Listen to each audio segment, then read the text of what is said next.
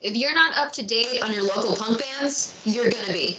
Because on this episode of Midweek Music Maelstrom, we've got Jon of the Lot Lizards. And if you love that classic punk sound, you're going to love everything that he and his band have got. So we're really stoked to keep you guys finding out the new bands in the area. How are you doing today, Jon? I'm doing great. So how did Lot Lizards get started? Well, we were in the three of us were in a different band called Love Songs For Junkies for a bunch of years, and played a lot of shows with that band. And then COVID happened and kind of stopped everything. And the singer of Love Songs For Junkies decided he didn't want to do it anymore at that time. So we said, okay. And I had a bunch of songs written, and the three of us just started writing songs together. Awesome. So what would you say were like your main influences that really got you into this sound? I think all face and okay, you kind of broke up a little bit there. Oh, sorry. Probably most of like the Fat Records bands, Misfits, obviously Descendants, Bad Religion, stuff like that. I mean, that's kind of the punk that all three of us like, So, amongst others. Definitely in my top 10 punk bands, all of them. Yeah. But yeah, I mean, how'd we get into it with, local bands when we were younger? Like the first show I ever saw was this band called Bigwig from New Jersey. And they were from my hometown, but they were older than me, so I didn't really know them. And yeah, it just like blew my mind. And it was punk rock ever since.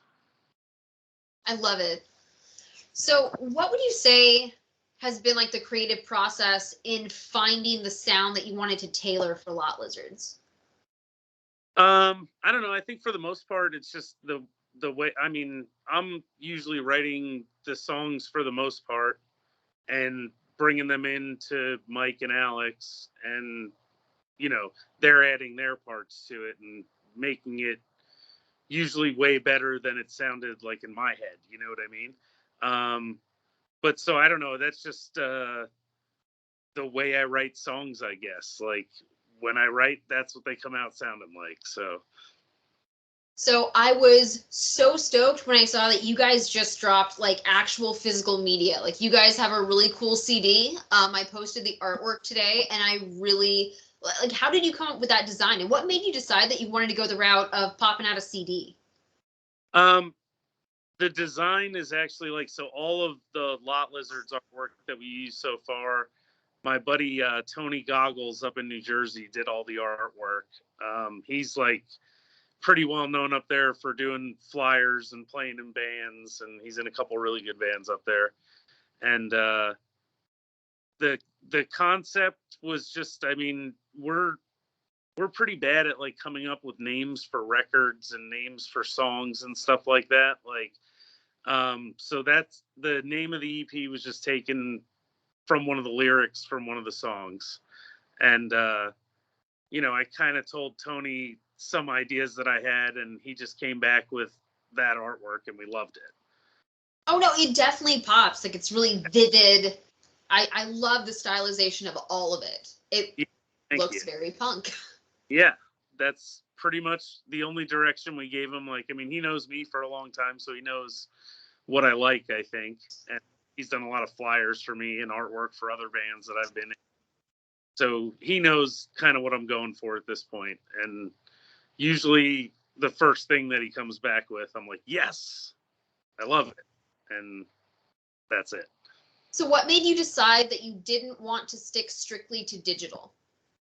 I don't know. I always like a physical copy of something for the artwork, and just, I mean, do vinyl records sound better than other music? Like, I don't really know, but I like having the whole package of them. You know what I mean? And I like that it's a thing that you can put on and kind of manipulate yourself, you know. Better I would have than loved an NFT. absolutely. uh, and it's not, yeah, I just wanted some sort of physical copy, and vinyl now is so super expensive, and it takes like a year and a half to get. Yes. So, you know, we just wanted to put something out. We were thinking about doing cassette tape, which we still might do. But yeah, we just decided like, hey, let's put them out on CDs. I bet you enough people still have something they can play it on. So, you know. I mean, you find that still in a lot of cars. So. Oh, sure. Yeah. My car has a CD player still. So I lost my mind when I got in like a newer car the first time and there was no CD player. I felt like a part of me was missing. right. I still have a ton of CDs, and, you know, I don't know. Like, I really don't have anything to listen to them on in my house though anymore. Or, you know, I have a record player. Well, I feel like now it's a priority. Like, people weren't buying record players, you know, in the early 2000s, but when vinyl made its comeback, suddenly they're selling record players. So now I feel like, you know, cassette players and CD players are going to be making a comeback, maybe even in a different format. Like, no one's going to be carrying around like a portable CD player, probably. Right. For that, we just have like Spotify and some headphones. Exactly. But I feel like the actual physical, like, what if like the old stereos come back? You remember like the big stereos? That would be so awesome. That used to be like a staple in everyone's house. Like, you knew like you were one of the cool kids when your parents had that big ass stereo. Right. Yeah. Your parents had the big ass stereo, and then there was like the like boom boxes that we had. You know what I mean? Like little CD tape player radio thing that you could carry with you. And yeah, the worst thing ever though was the Discman. It never worked.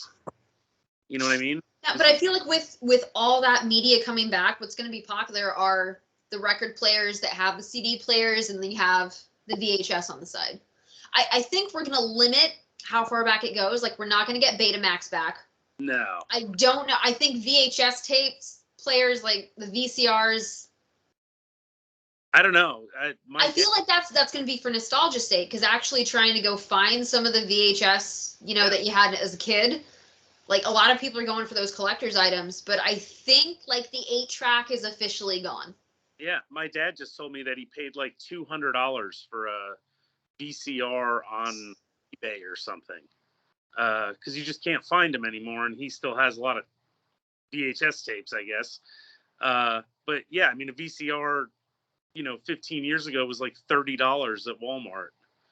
You know, so yeah, it's practically like, you know, antique now. Right. Oh, I can't believe those words just came out of my mouth.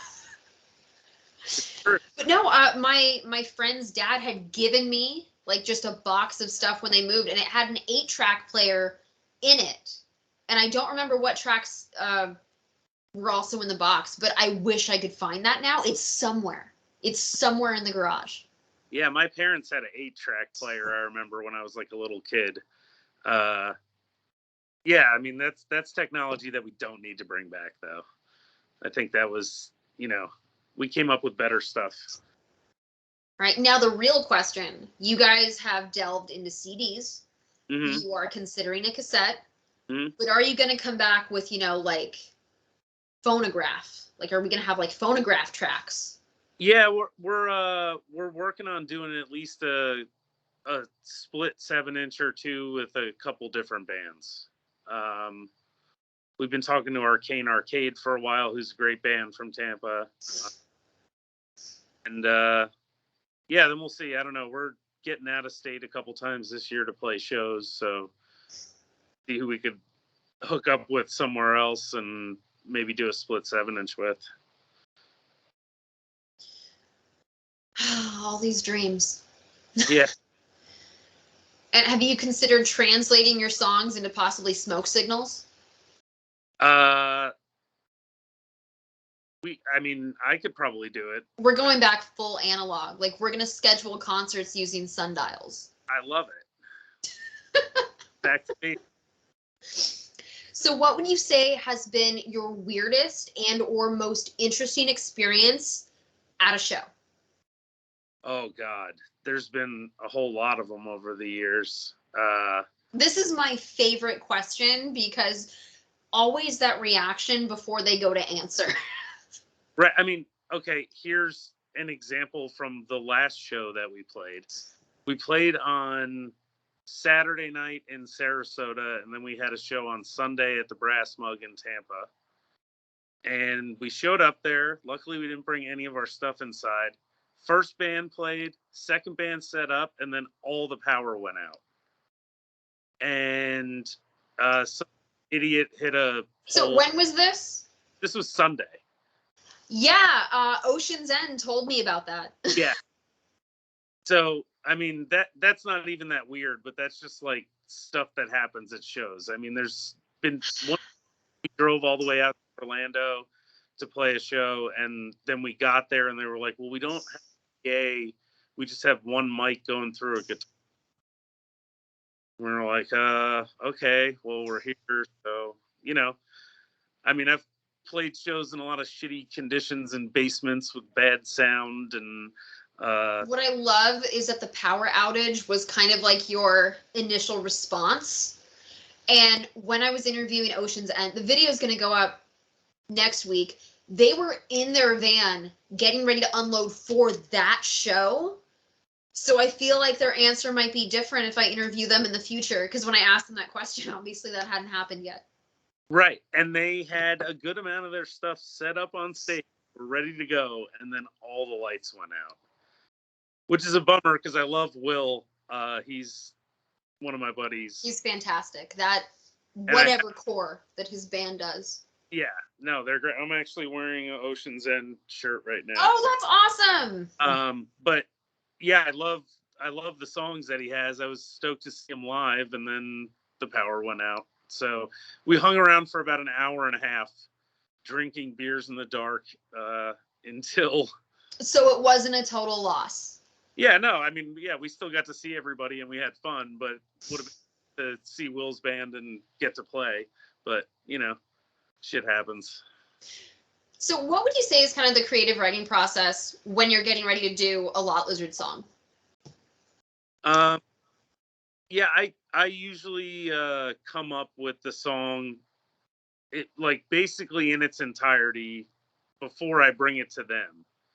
And I feel like if I bring riffs, they just get lost. Like everybody learns it and they're like, oh yeah, that's cool. And then it just never turns into anything. So I try and bring in like a complete song and then let those two add really awesome stuff that I would have never even thought of. And, you know, in the end, it's something different than what I brought in, but the basic structure was already there, sort of, you know? So what was like your introduction to music that made you decide that musicianship was important to you? I guess it kind of evolved over time. I mean, I'm like, the reason I got a guitar is because my buddy Steve, when I was like 10, got a guitar, and I liked holding it and playing it or attempting to play it. And I was like, you know, next Christmas I wanted a guitar, and I got like a really crappy one. And soon after kind of discovered punk rock, and then just started playing with bands back then. You know, I was like 14 or 15. Are there any plans to join Alex of Sick Talk in a jazzy big band cover show? I would absolutely do that. Yeah, I've known Alex for a long time from when he was the Damsels and stuff. And yeah, he's one of my favorite dudes in the scene for sure. So yeah, we've talked about playing music before, but it's never actually happened. So where could viewers find Lot Lizard music if they want to give you guys a listen? We're on Spotify and Apple Music and Bandcamp and, you know, everywhere else that you would be. But yeah, Spotify, I mean, that's where I listen to a lot of music, you know, at the end of the day. So that's probably the easiest place to get to it, you know. And where can they find merch? Do you guys have merch? Yeah. We have merch at shows that we sell some merch through the Bandcamp page, which is lotlizards.bandcamp.com. Basically, all of our stuff is Lot Lizards FL. I'll make sure that I add some links in the description when this goes up. Yeah, and I was actually just working on a one of those Store Frontier pages. Where it's like I don't really make any money off of it, but you can order like one hoodie from them and they'll make it, and I don't have to order a bunch of hoodies that I'll have a year and a half, and you can do like full color stuff, and it's pretty rad. So we're gonna have a bunch of new merch up on that really soon. Oh man, that's awesome. Are there any shows that you have coming up? So many, yeah. In February we have the 4th at the Benz with this band Muse from Indianapolis, who is super rad.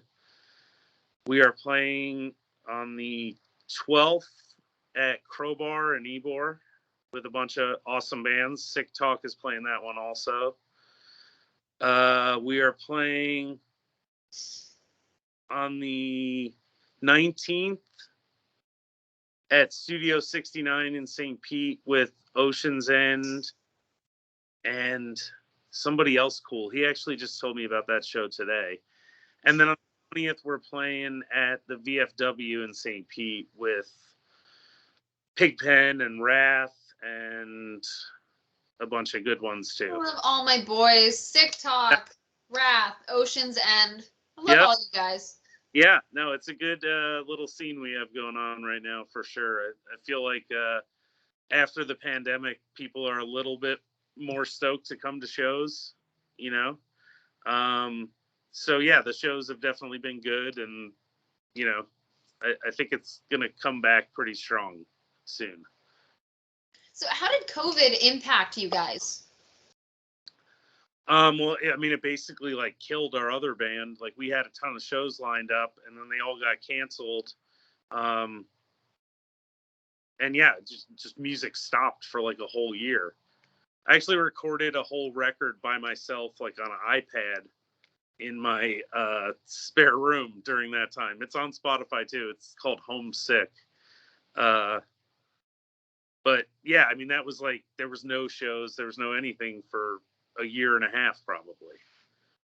So yeah, it affected everything, and definitely like made me appreciate it more and be more psyched about it now. So do you ever try to still go find the time to see shows that you're not playing? Oh yeah, for sure. I went to see, well, we were supposed to play, but we wound up having to cancel a couple weeks ago because Mikey's wife got sick. I went to see Fear the Spider and Razor and the Boogeyman at Red Star, which is out by you and Brandon. Yeah, I mean, I try and go to shows. I'm going to go see Murphy's Law at the Brass Mug later this month, too. So, yeah, if I can. I mean, schedule allowing, because, I got kids and all kinds of crazy stuff going on here, so. So what are some things that we might be able to expect from Lot Lizards in the future? Any new merch? Any singles going to drop? Any works for another album? Yeah, we already have like 4.5 songs written, I think, for something new. So I don't know, like I said, we're gonna maybe try and do a split with somebody with a couple of those songs, or maybe put out another EP, or I don't know. We haven't really decided what we're gonna do yet, but yeah, we're always psyched on, like, when we have new songs, we want to go record them. So I bet you it'll happen sooner than later. I can't wait to hear it. So I actually sent your Spotify page link to a few friends and they love it. So obviously there are plenty of people that are digging your sound. You and Billy Bats and Wrath having that classic punk sound that I love so much. I really hope that I can get some people together to go see one of your shows, because I know plenty of people that want to go. Oh, absolutely.